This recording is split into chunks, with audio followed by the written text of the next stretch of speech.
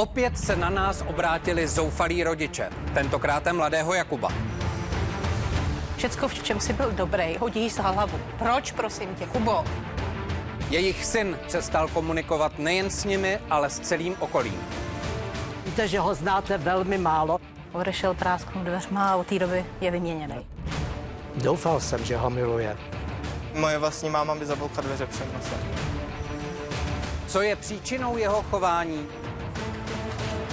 Já přece nepotřebuji detektor lži k tomu, abych věděl, že mi lžou.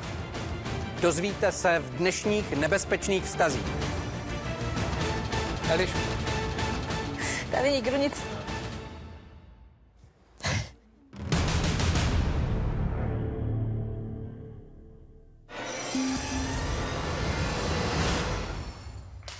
Přivítejme společně Elišku a Arnošta. Já vás zdravím vás moc. Já asi půjdu blíž k vám teďka, přece jenom. Vy se k sobě tak hezky jakože tetelíte, nemůžu najít jiný výraz, vypadáte hrozně spokojeně, šťastně. Po tom hezkém úvodu, idylickém úvodu, kdy manželé spolu fungují, je nutno říci a zopakovat to, co jsem říkal na samém začátku, že se na mě prostřednictvím sociálních sítí obrátili dva zoufalí rodiče a chcete, aby jsme s naším týmem pomohli najít pravdu ve vašem, já si troufám říct, zoufalství. Kdo se toho ujme, abyste nám vysvětlili, o co vlastně jde v souvislosti s mladým Jakubem? No, my máme syna Jakuba, což je vlastně fantastický syn. Vždycky se mu dařilo ve škole, ve sportu. Všichni ho chválili, naši známí, všichni byli v podstatě nadšení z něho a na to, jak nám to doma funguje. A tak to bylo pořád, než... No, jenomže teďka vlastně najednou prostě Jakub ze dne na den přijde ze školy, zavře se u sebe v pokojíčku, čte, nebo já nevím, co vlastně tam dělá. S náma se baví jenom, když se přijde najíst a když se zeptáme teda, jak se má, nebo jestli ho něco netrápí, tak bouchne, třískne dveřma a zase se zavře do pokojíčku a nic se nedovíme. Kolik je vlastně vašemu Jakubovi? 17. 17 roků mu je. Já si to neodpustím. Je to přece jenom věk puberty. Člověk vnímá věci v životě, které kolem něho přichází úplně rozdílně. Zkoušeli jste s ním mluvit třeba o holkách nebo o tom, jaký by mohl být, co by mu mohlo chybět? No, určitě jsme zkoušeli všechno. Samozřejmě komunikovat pořád.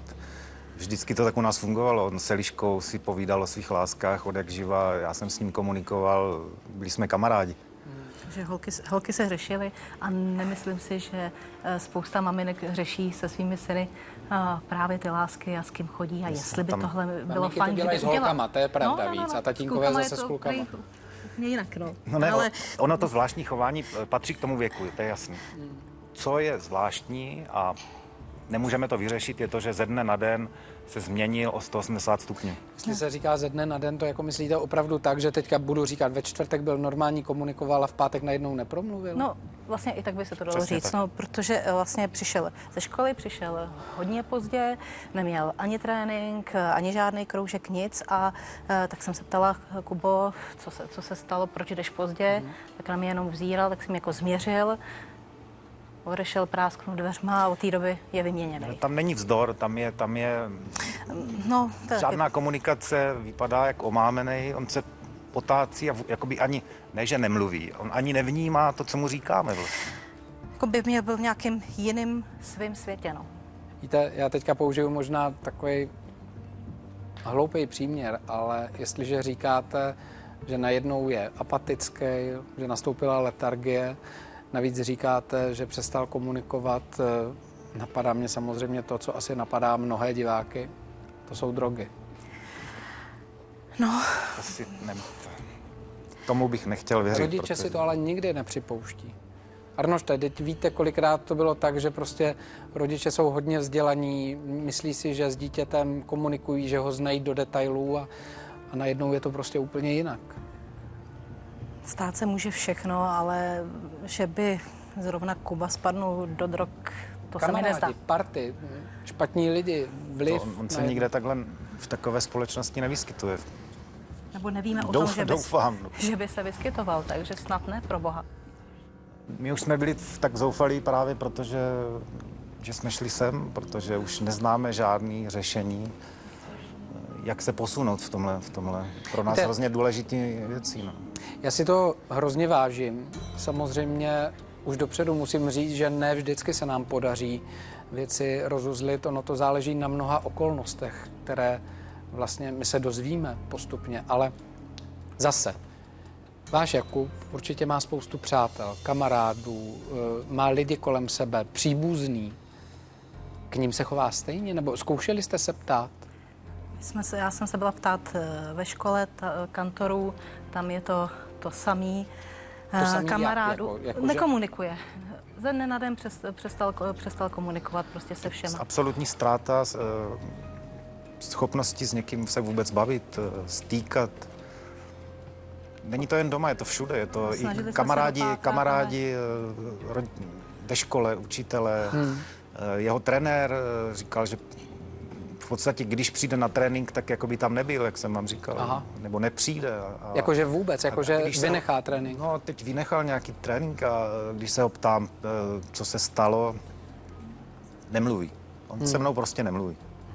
Neskoušeli jste, já vím, že se to nedělá se to v mnoha rodinách, ale třeba vejít do jeho pokoje, přijít věcem na kloup.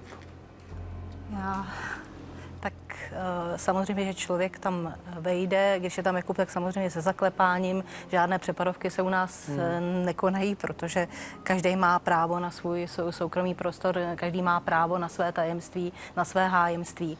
Takže já bych si nikdy neodpustila, kdybych Jakubovi lezla do věcí, protože na druhou stranu, kdyby mi kdokoliv se podíval do mých věcí, do mobilu, tak s ním nebudu komunikovat, nebudu s ním mluvit. Byla Prostě byste to je, naštvaná. no samozřejmě, že jo. Víte, já myslím, že toto je věc, která si zaslouží uznání. Mně se to hrozně líbí, když to říkají rodiče,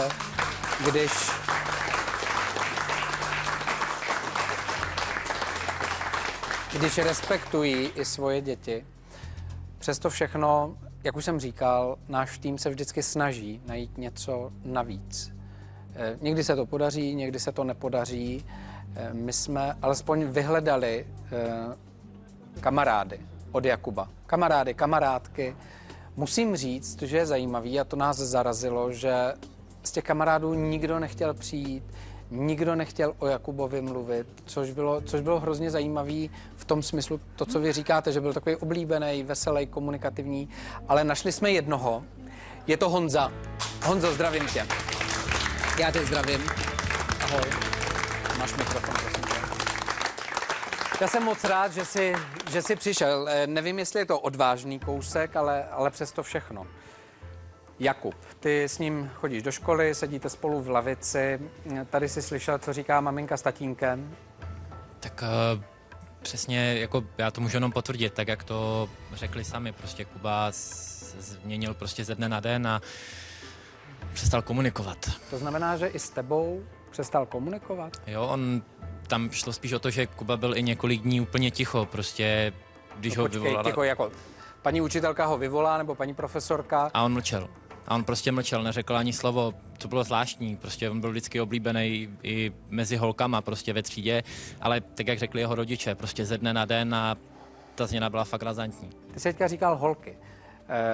Víš, kluci si kolikrát řeknou mezi sebou úplně jiné věci, než se říkají doma mamince a tatínkovi. Není v tom nějaká holka, není zamilovaný třeba? Jakub se uzavřel do sebe a nechce s nikým mluvit. Vědí jeho kamarádi, o co jde? Ví víc než ti ostatní. Tak, teď to chci On je říct. právě mimořádný v tomhletom. Počkej, Ale co Honzo. před náma tajíš, prosím? Honzo, Nebo je v tom něco jiné? On by byl schopen možná i redukovat efedrin. Vy jste ho teoreticky naučil, jak se vaří droga. On se to naučil ne ve školní látce, on se to naučil sám svou pílí. Jde o drogovou závislost? baví tě chemie? Maria, baví mě chemie? Nevím, proč by mě neměla bavit. Dozvíte se už za chvíli v Nebezpečných vztazích. kluci si kolikrát řeknou mezi sebou úplně jiné věci, než se říkají doma mamince a tatínkovi. Není v tom nějaká holka, není zamilovaný třeba? Jako já jsem s ním fakt zkoušel navázat komunikaci, jo. Vždycky jsme byli prostě fakt kámoši, sedíme spolu, všechno to bylo super, ale ze dne na den, jo, nemluvil se mnou vůbec, jako nešlo jenom o mě, šlo o spoustu dalších spolužáků, učitelů, s nikým nechtěl mluvit, vůbec netuším. Ale Honzo, ale neříkej mi jednu věc, že když jste nejlepší kamarádi, že ti neřekl, nebo nenaznačil aspoň, kde je nějaký problém. Tohle mi netvrď, prosím. Neřekl, tě. fakt mi vůbec nic neřekl, kdyby mi to řekl, tak bych to tady řekl, ale neřekl mi vůbec No tak nic. víš aspoň s kým třeba tráví čas, nebo když nebyl na tréninku, tak přece víš, ne? No a teď on nechodil ani na tréninky, jo, teď prostě tento období, které bylo, tak on ani nechodil na ty tréninky, vůbec nebyl jako s okolím v kontaktu. Kolik jste si nejblíž, tak neříkej, že nevíš aspoň trošku něco víc než my. No nevím vůbec nic, pokud bych to věděl, tak to samozřejmě řeknu, ale Počkej, Ale co Honzo, před náma tajíš, prosím? Honzo, no Já? já teďka to chci... snad to myslíte Jako vážně. ty schováváš nějaký problém, který... Ne, já teďka se, Honzo, musím zastat trošku toho, co už maminka naznačila. My, když jsme spolu mluvili, já nevím, jestli to má nějaký význam, ale před natáčení pořadu, ty jsi mi říkal, že Jakub pracuje na nějakým projektu.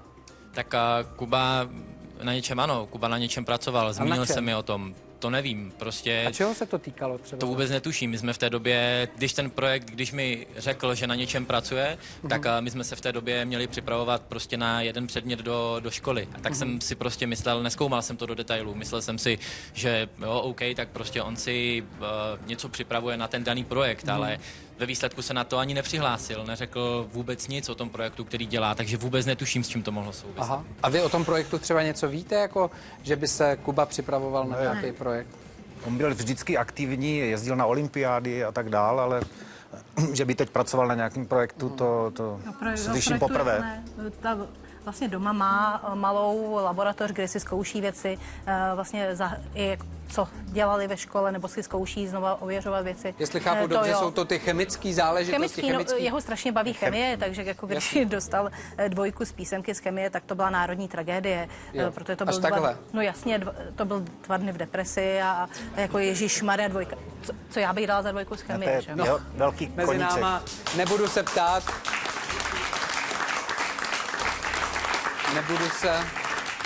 Nebudu se nikoho ptát, jak je na tom s chemií, protože chemie a fyzika ani pro mě není úplně ten nejlepší z oborů. Přesto všechno, to, co tady slyšíte, že na druhé straně ani se svými spolužáky, s Honzou, se svým kamarádem nekomunikuje, tak je opravdu takové hodně zarážející, tajuplné, smutné. My jsme v tom šli zase o kousíček dál, protože na jedné straně samozřejmě jsou přátelé. Já teďka vůbec se, Honzo, nechci dotknout tebe, že by si nám neříkal pravdu, ale někdy ten svět dětí nebo mladých lidí je jiný než svět dospělý a dospělí to mohou vnímat úplně jinak.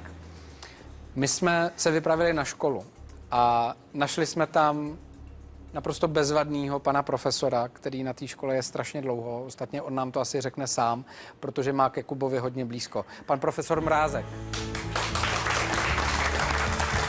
Pane profesore, dobrý den. Dobrý den, pojďte. Moc si toho vážím. Děkuji za přivítání. Pojďte se posadit. To je pan profesor. My se známe ze schůzek Tak. třídních. Pane profesore, chemie.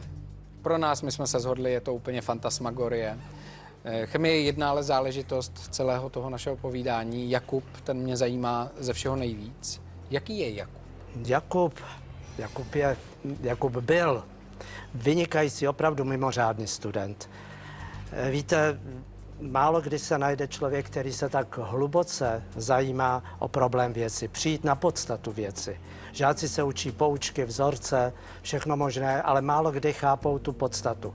Kdežto Jakub, ten se připravuje, ten se zahloubává nad každým problémem tak, dokud ten princip nepochopí. A pak teda může pochopitelně stavět dál na tom, na ty nadstavby dělat a prostě dává si ty věci do souvislostí a potom Jinými slovy, ví víc než ti ostatní. Tak, teď to chci On říct. je právě mimořádný v tomhletom, nebo spíš byl, bohužel. teďka říkáte už po druhé, jste to řekl. Slovíčko byl.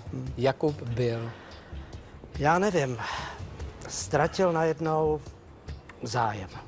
Ale Jak může mladý kluk, najednou ztratit zájem o obor, který miluje? Doufal jsem, že ho miluje. Najednou prostě nemá, ale on nemá zájem ani o školu jako takovou, on nemá zájem o spolužáky, o nikoho. Najednou je jiný. Teď mi řekněte, když mladý kluk rozumí chemii, když je prostě úplně na obrovské úrovni nad svými spolužáky. Já jsem tady bohužel vyřkl věc, která se říká těžce, navíc se ještě hůř poslouchá. Drogy. Jako, co chcete vědět ode mě? Chci vědět, jestli vás třeba nenapadlo, že by se Jakub chytl špatné party, že by třeba mohl začít brát drogy. Jak by mě to mohlo napadnout? Já s ním nejsem, že jo? A pokud se týká chemie, našeho společného zájmu Ano. s Jakubem, v životě by mě to nenapadlo. Nenapadlo by vás to. No počkejte, Půjdu. pane profesora, když měl přece přístup k všemožným látkám, já teda nerozumím veškerým těm látkám, ale z toho asi, uměl by z toho náš syn vyrobit drogu? Ale Mohl si brát nějaké látky. ne, to si zase, nemůžete si to představovat takhle. Lidi si myslí, že si někdo veme někde drogu, doma si postaví výrobnu a uvaří pervitin nebo nějakou jinou drogu a začne to prodávat a je z něj milionář. Takhle to nefunguje.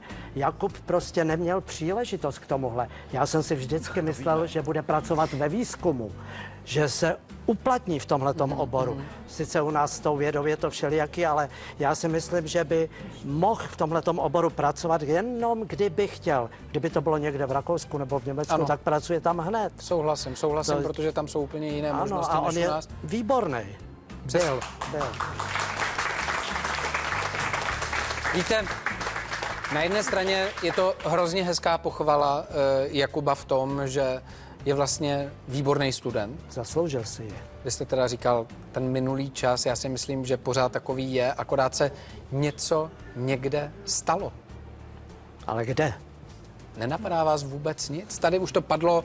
Nestalo se něco právě třeba v té chemické laboratoři u vás? Já mám pořád pocit, že si tam něco museli vzít, že omámenej. Ne, to se opravdu pletete. Představte si, že by se tam mně ztratil třeba jenom gram nějaký chemikálie. Vždyť já si to musím hlídat, já jsem za to zodpovědný. To se nemůže stát. Já vím, pane profesore, ale dobře, je laboratoř, zase to vezmu laicky, tak jak ještě já jsem kdysi chodil do školy, to byly úplně jiné laboratoře jako teď. Přece jenom, když tam má člověk přístup a přece jenom, když má ty vědomosti, tak už má blíž k tomu, aby, a vy jste říkal, Jakub ty souvislosti chápal daleko lépe, aby si ty látky sehnal a třeba využil tu laboratoř k tomu, že když vám pomáhala uklízet a podobně, aby tam něco udělal. Jako, jde to vůbec? Jako Já technicky? vám rozumím. Teoreticky. Sledujete příběh Jakuba, který odmítá komunikovat se svým okolím. Ve škole se to naučil. Počkejte, Ve škole se Arnošte. naučil vyrábět perník. A zeptejte se Honzy, jestli jsem je učil vařit pervitin. Vyrábí Jakub doma tajně drogy? Pan profesor připustil, že má tolik znalostí, že by to dokázal. Tak máte jistou zodpovědnost za to, co se mu potom v životě stane. Do pořadu nakonec přijal pozvání sám Jakub. Chceme pomoci. Já nemám zájem o vaši pomoc. Ten přinese nové šokující informace. A tak proč jste mi hali, proč jste mi to nikdy My jsme neřekli? nechtěli, aby se strápil. Předáme ti ten dopis. Přijedeme domů a já ti ho dám. Zůstaňte s námi, toto jsou nebezpečné vztahy.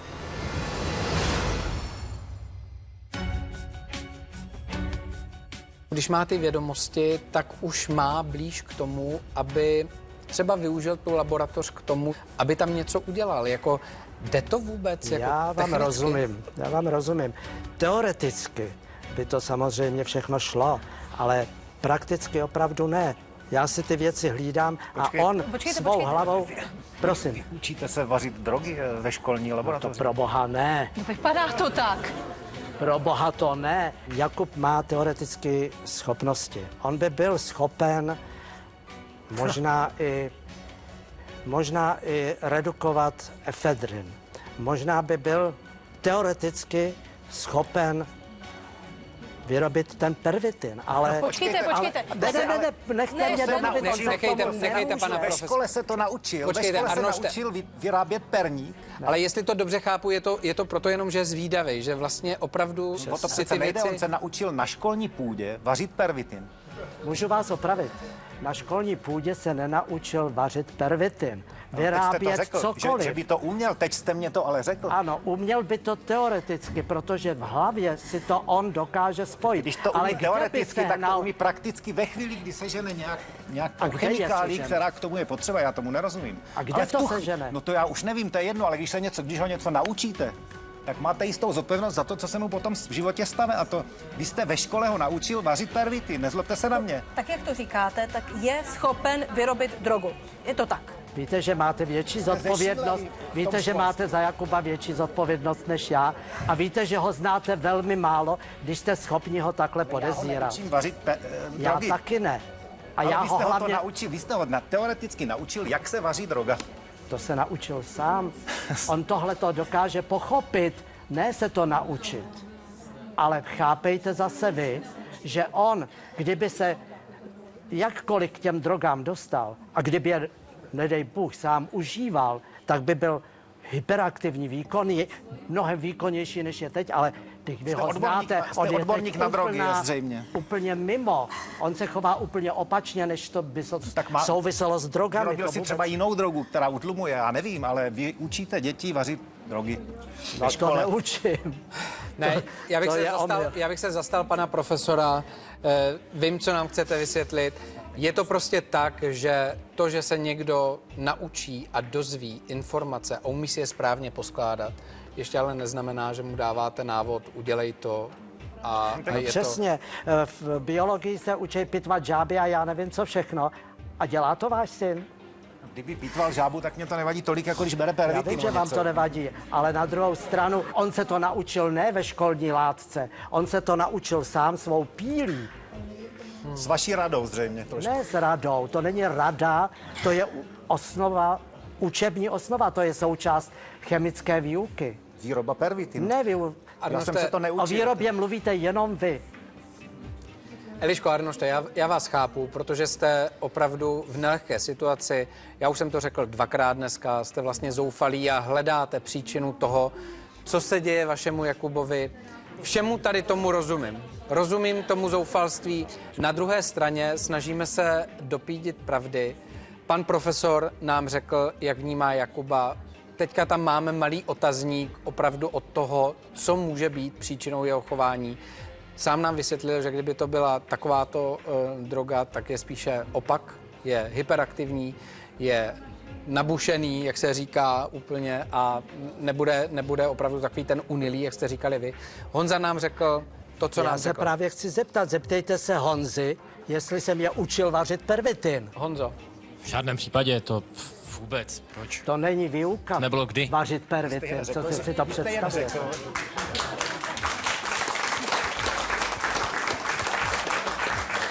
Vy jste, Nezlobte se, pane profesore, i vy jste se řekl, nezlobím. že je schopen vyrobit pervitin. že ty Byl by znalosti na schopen. to má.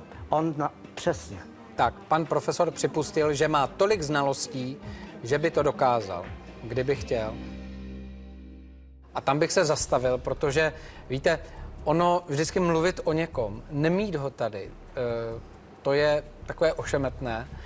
Já se pokusím, jestli třeba řekne něco nám, tady v tom kolektivu lidí, který tu je, protože mezi námi je Jakub, který přichází. Jakube, já tě zdravím. Zdravím tě. Dobrý den. Jestli můžeš, posaď se vedle pana profesora. Já tady vezmu zase za své schody, ať vás mám všechny hezky pohromadě. Jsi si vědomý, proč tu jsi? Proč jsme tě pozvali? No, já jsem čekal, že s náma zrovna nebudeš chtít komunikovat. Přesto všechno, když člověk nemluví, tak většinou souhlasí se vším, co tady padne, co se tady řekne. A jestli nám to nevyvrátíš, asi si budeme myslet hodně špatné věci.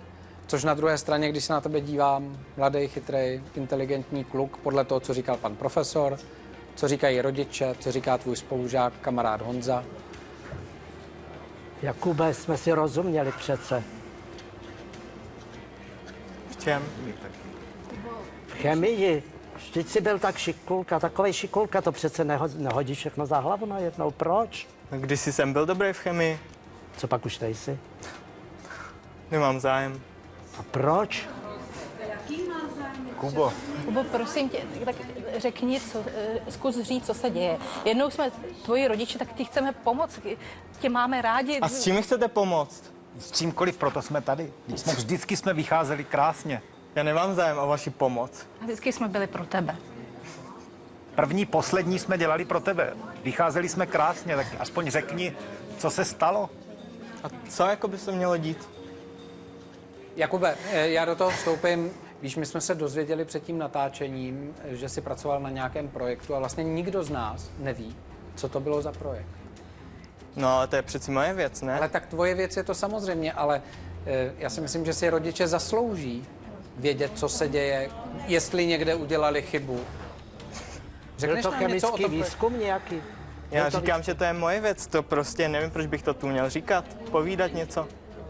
Protože nás to zajímá. Zajímáš nás ty, vzorný student.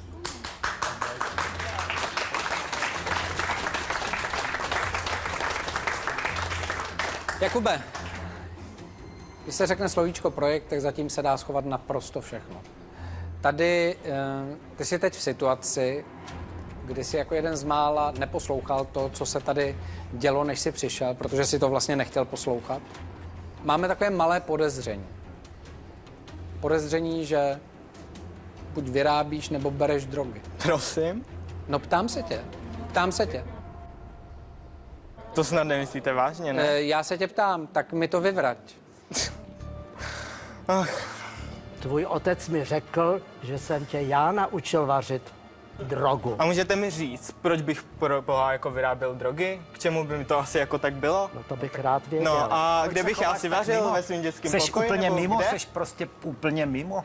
Kubo, i to se dá řešit, pokud v něčem lítáš, tak to řekni a všechno se dá řešit, ale musí se o tom mluvit. Když se o tom nemluví, tak Jenom se nikam nám dál řekni, neposune. co se děje, jenom to řekni. Nevím, co máte pořád za problém. My ti věříme, my tě nepodezíráme. Žijeme vedle sebe a ne spolu. Ptám se znovu. Mladý člověk je takovej, jaký je. Promiň, někdy mu to střihne v hlavě. Myslí si, že je pán světa. Já jsem se ptal na drogy. Jsou drogy, které jsou vlastně říkajíc možné vyrobit. Ty bys byl ale veselej, ty naopak veselej vůbec nejseš.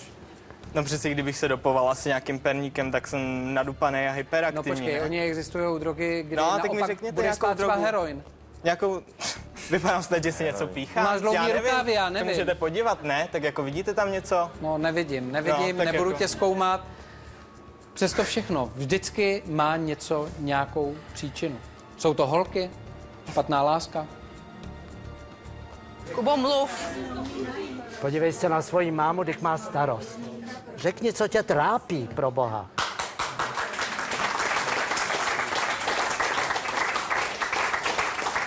Víš, já nechci Jakube, vůbec používat příměry, které třeba vůbec nejsou pravdivý, ale tím, že člověk přestane komunikovat, tak všichni dospělí, včetně mě, včetně lidí v našem týmu, si budou domýšlet věci.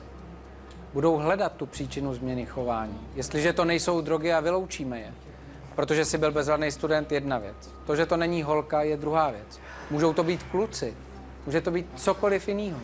A dokud to nevysvětlíš ty sám, tak vlastně je to pořád jenom velký otazník a je to trápení pro maminku, pro tatínka. Nepřemýšlel jsi nad nimi, že jim ubližuješ? Jakube, stýkáš se s někým? S kým bych se jako stýkal? S kýmkoliv. Máš prostě, najednou si přestal se stýkat s Honzou, se spolužáky, nekomunikuješ s nikým. Komunikuješ vůbec s někým, aspoň s jedním člověkem? Na trénink nechodíš, když to tak miloval. Proč si všecko hodil za hlavu? Všecko, v čem jsi byl dobrý, hodíš za hlavu. Proč, prosím tě, Kubo?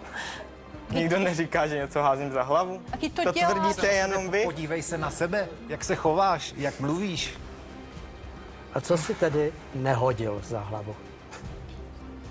Kubo, prosím tě, Kubo, Co děláš ve volném čase? To nikoho tady z vás vůbec nemusí zajímat, to je přece Ale mě moje to věc. zajímá. Já, Jakube, já jsem skoro plnoletý. Jakube, skoro plnoletej, ale mě to zajímá. Mě to zajímá a jestli to neřekneš ty sám, tak to klidně řeknu já. Protože tak to my jsme v tom řekněte. našem pátrání dokonce šli tak daleko, že jsme našli ještě jednoho člověka, kterého určitě znáš. Nevím, jestli ho znají rodiče do detailů, protože ty si ho vyhledal sám. Je to taky profesor, tentokrát je profesor, který rozumí biologii a genetice, pan profesor Selecký. Znáš pana profesora Seleckého? Znáš pana profesora Seleckého? Znám? Znáš. My jsme se s ním spojili. Je pravda, že teď je na sympóziu v Tel Avivu, takže nemohl přijít. Na druhé straně já jsem s ním docela dlouho telefonoval. Hrozně tě chválil. Hrozně tě chválil. Říkal, že byl strašně překvapený, že takto mladý kluk se zajímá o věci biologie, genetiky, tak, jak se zajímáš ty. Potvrzuje přesně to, co říká pan profesor Mrázek. To znamená, že jdeš do všech detailů, že chceš znát všechny souvislosti a říkal, že ho překvapovaly otázky, na kterých se ptal, protože žádného tvého vrstevníka to nikdy nenapadlo. Tak já nejsem každý, ne? To je hezký, to je pravda. Ale je vidět, že jsi hodně chytrý. Připustím třeba tu alternativu, že tě začala zajímat biologie, genetika víc než chemie. Už tě nebaví chemie? No ptám se tě. Baví tě chemie? Když Maria, baví mě chemie? Nevím, proč by mě neměla bavit. A proč jsi ji pověsil vlastně na hřebík? To mě musí zajímat jenom chemie, to se nemůžu zajímat o biologii, genetiku. Vždycky člověk, když ho něco baví, tak se tomu věnuje. Neříkám, že se nemůže věnovat něčemu jinému, ale jestli jsem to já dobře pochopil, a říkám, byl to jenom telefonický hovor, tak ty jsi se úplně urputně do toho oboru ponořil. Takže vždycky hledám nějaký důvod. Já nebudu předstírat, že u nás máme takové kouzlo, říkáme mu detektor lži. A je pravda, že se ptáme lidí na otázky, které nás zajímají tak, aby nám odpověděli a my zjistili, kde je ta pravda. Já tady takové jedny výsledky mám. Děkuju.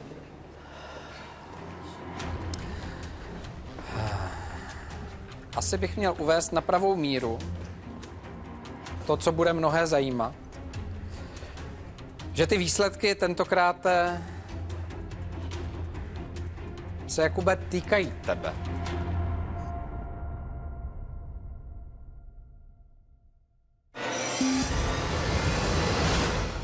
Sledujete příběh Jakuba, který se náhle uzavřel do sebe.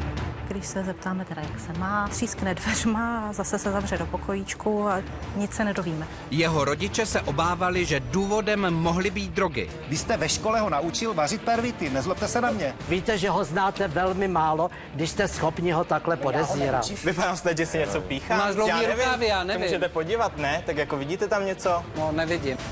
Náš tým však udělal testy na detektoru lži. No já přece nepotřebuji detektor lži k tomu, abych věděl, že mi lžou. Výsledky přinesou šokující odhalení.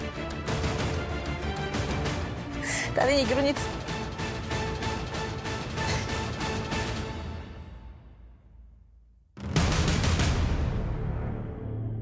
Už za chvíli v nebezpečných vztazích.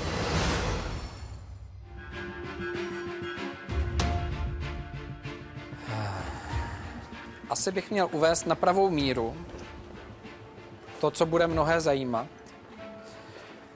Že ty výsledky tentokrát se, Jakube, týkají tebe. Ale my jsme se ptali tvých rodičů. Elišky a Arnošta.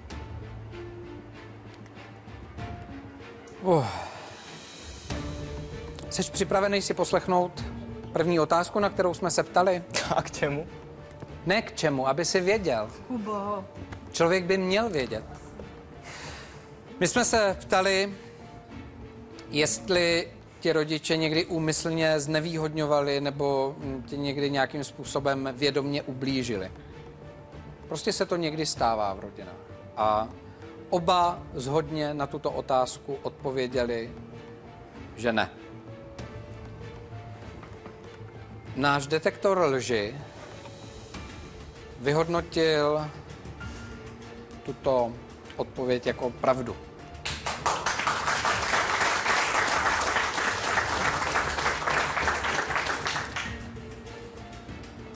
Rodičům jsme položili i druhou otázku.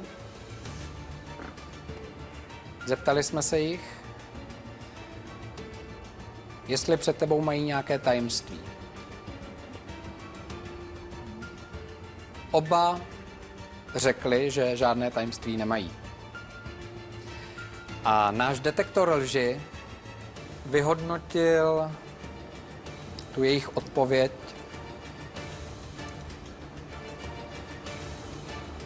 Eliško Arnošte jako lež.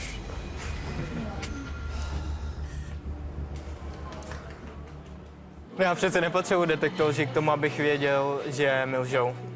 Počkej, ale v čem ti lžou? No úplně ve všem. Jak úplně ve všem? Jakube, V ničem nelžem. My ti v ničem nelžeme. Eliško, Tady nikdo nic... Jakube. V čem ti lžou? Od dětství mi lžou. Já vůbec nejsem jejich syn.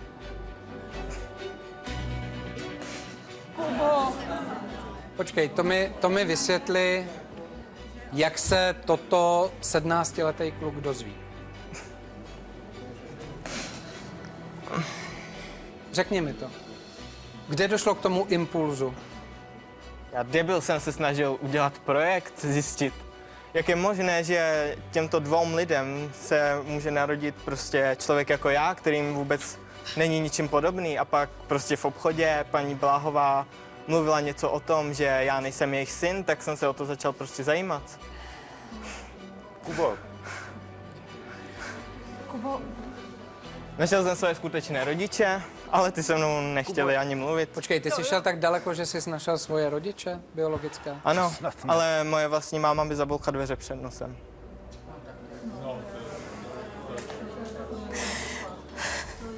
Eliško,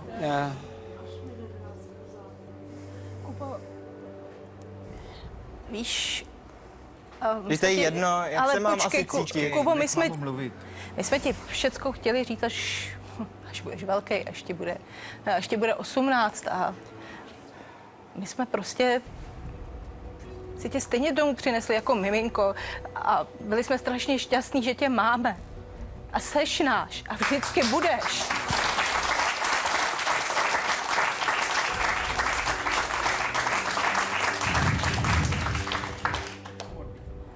Celý život vidíš, jak jsme se k sobě chovali, jak to bylo super. Přece proč bychom něco hráli? My tě milujeme.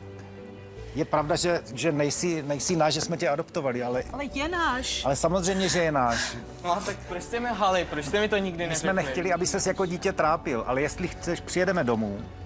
Máme napsaný dopis, který jsme napsali těsně po adopci, že ti ho dáme v 18, až ti bude 18, až budeš dospělej, předáme ti ten dopis. Přijedeme domů a já ti ho dám.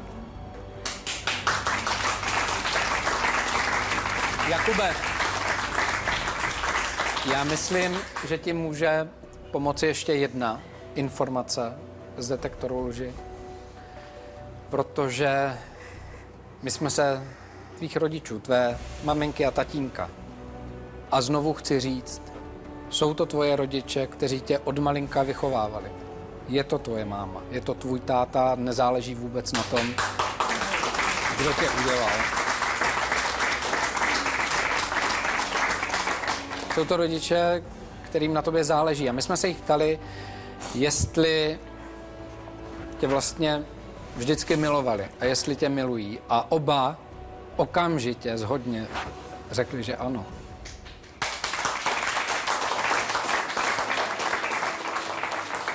Kdyby tam byl jakýkoliv postranní úmysl, tak věř mi, že ten detektor lži to pozná. Kubo, říkal jsi, že budeš za chvíli dospělej. Buď dospělej. Buď dospělej chlap. Běž k mámě.